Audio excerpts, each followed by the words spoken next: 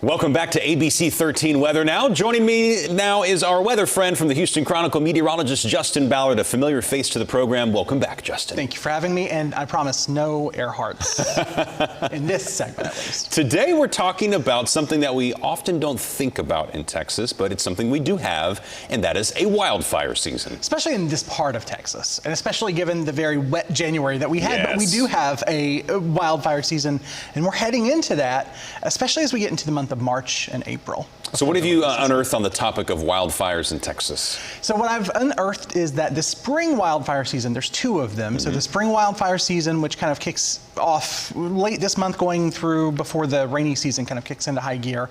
And then there's the wildfire season that gets underway during the summer and the fall.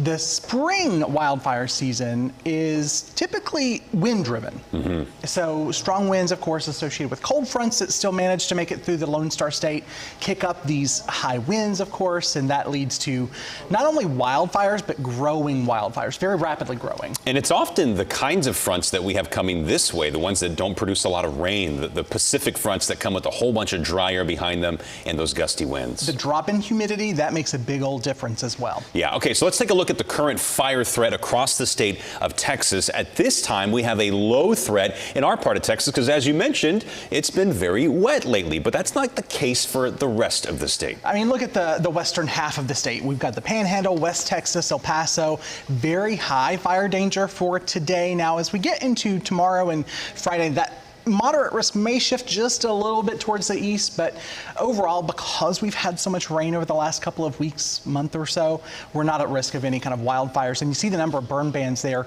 60 counties of more than 250 in the state of Texas. Right, and they're biased towards the western half of the state, and they are actually still in drought. We've pulled out for the most part, but they have not. I actually published an article at the Houston Chronicle last week, kind of going over the Texas-wide drought outlook, and there's still many areas that are dealing with extreme and exceptional drought, which are the kind of highest level of drought that you can have. Right. Locally, though, I mean, there's not a square inch of the counties that we serve in Southeast Texas that has any drought left. So what a remarkable wet start to the year. Not shockingly that we were able to come out of drought conditions.